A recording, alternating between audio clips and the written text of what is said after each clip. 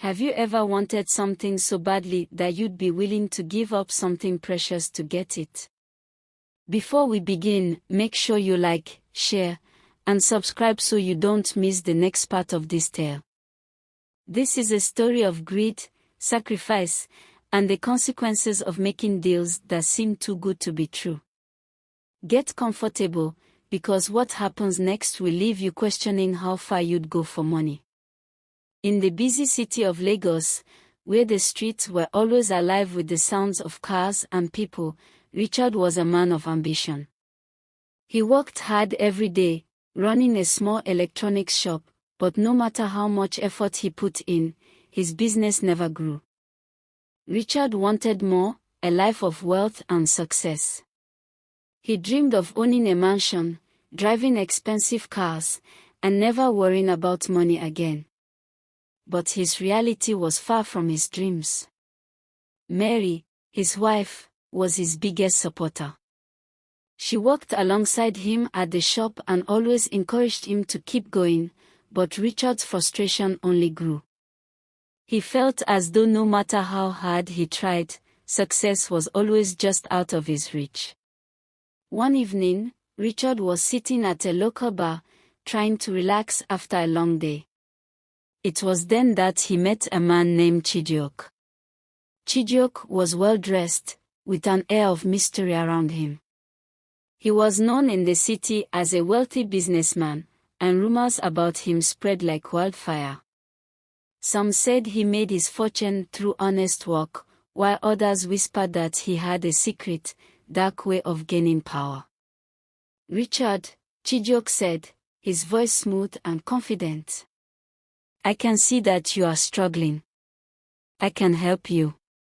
I can make you rich, beyond your wildest dreams. But there is a price." Richard listened intently, his curiosity piqued. "What price?" Chijioke's smile widened. "A sacrifice. A part of you, or someone close to you. Something you hold dear. Give that up, and wealth will flow to you like a river." Richard felt his heart race. "What kind of sacrifice?" Chijioke leaned in closer. "It's simple. You must sacrifice your wife's ability to have children. Her womb. In exchange, I will make you rich. You will never have to worry about money again. You will live a life of luxury." Richard's mind began to race. Could this be real? The idea of wealth, of no longer struggling, clouded his judgment. But the thought of Mary, his loving wife, giving up her ability to have children, it didn't sit right with him. Chijioke must have sensed his hesitation. "Think of it, Richard. With money, you can give your wife everything she wants. You'll be able to buy her anything except children. But that's a small price to pay, don't you think?" Richard stared at Chijioke, torn. Could I really do this to Mary? But the promise of wealth, of a life without worry, made it hard to resist. "I'll think about it," Richard said, his voice uncertain. That night, Richard couldn't sleep. He lay awake beside Mary, tossing and turning. She had always wanted a big family. They had dreamed together of having children, raising them in a beautiful home. But then, Richard thought about the things he could have: money, power, a life of luxury. Maybe this sacrifice wouldn't be so bad, he thought. Asterisk Mary would understand. She loves me, asterisk. The next morning, Richard sat Mary down in their small kitchen, her soft eyes full of warmth and trust. "Mary," Richard began, his voice shaky. "I've been given an opportunity to change our lives. But it comes with a price. A sacrifice." Mary looked at him, confused. "What kind of sacrifice?" Richard hesitated. "The price is your womb. You will never be able to have children. But in return, I will be rich. We will never have to struggle again. Think of the life we could have. Mary's face fell, her heart sinking. Richard, no. I want children. We've talked about this. I want a family with you. Richard's voice became more urgent. Please, Mary. Think about it. We'll have everything we ever wanted: money, comfort, luxury. You can have whatever you want. Please trust me. Mary, heartbroken but wanting to see Richard happy, nodded slowly. All right, Richard. If you think this is what's best for us, I'll do it. But I hope this is the right choice. The next day, Richard took Mary to Chijioke. The ritual was strange and unsettling, but Mary, though reluctant, agreed. She trusted Richard, and if he believed this was the only way, she would go along with it. Once it was over, Richard could feel a strange shift. A powerful energy seemed to enter his body, and within days, his business began to thrive. Money poured in from every direction. Richard was soon able to buy a bigger shop, a new car, and a luxurious home. Life was everything he had dreamed of, and more. But as the money came, something else started to change. Mary became distant. She was no longer the woman full of life and joy that Richard had married. The sadness in her eyes was hard to ignore, but Richard, lost in his newfound wealth, chose to look away.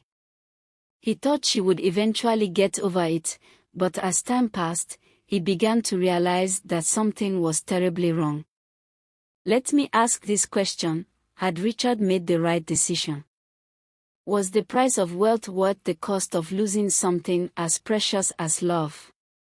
The days following Richard's new life of wealth were full of excitement, luxury, and comfort. He moved into a large mansion, bought expensive cars, and enjoyed the attention of friends and strangers alike. His business expanded rapidly, and money came pouring in. But something was missing. Mary, once the love of his life, was growing colder by the day. At first, Richard thought it was just a phase. She would get over it, he believed. After all, they had everything they could ever want. But as the weeks passed, her sadness deepened, and so did Richard's guilt. One night, Richard returned home late from a business meeting. He walked into their massive home expecting Mary to greet him with the usual warm smile. But instead, he found her sitting by the window, staring out into the dark night. "Mary," Richard called softly, walking toward her. "Are you okay?" Mary turned her head slowly, her eyes red and swollen from crying. She looked at him, her face filled with sorrow. "I'm not okay, Richard. I'm not okay at all." Richard felt a chill run down his spine. "What do you mean? We have everything now. We have wealth. We have comfort. What more do you want?" Mary's voice was steady, but her pain was clear. "I want the family we dreamed of. I want children, Richard. I want a future that includes more than just money. I feel empty inside, and I feel like you don't see it. You don't see me anymore." Richard was taken aback. He had never imagined that Mary would feel this way. He had assumed that once they had money, she would be happy. But now, he could see the cracks in their relationship. The truth hit him hard. He had sacrificed the one thing that truly mattered to him: his happiness. "Mary, I'm sorry," Richard said, his voice full of regret. "I never meant for you to feel this way. I thought that money would fix everything. I thought it would make you happy." But Mary shook her head. "Money isn't everything, Richard. You've changed, and so have I. I feel like a part of me is gone, and no amount of wealth can fill that emptiness. You've taken something precious from me, and now I don't know how to fix it. The days turned into weeks, and the strain between Richard and Mary grew unbearable. Richard tried everything he could think of to make it right. He bought her expensive gifts, took her on trips, and showered her with affection, but nothing worked. The sadness in her eyes never left, and the guilt that Richard felt ate away at him.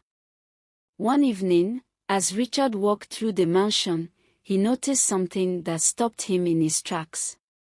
There, in the corner of the living room, was a small box. Mary had never been one for keeping mementos, but this box seemed different. Richard's curiosity got the better of him, and he opened it. Inside, he found a collection of letters and photographs of the life they had dreamed of. There were pictures of children, a family together, laughing and playing in a beautiful home. Richard felt his chest tighten as he realized just how much Mary had longed for those dreams to come true. It was the future she had wanted, the future he had taken from her.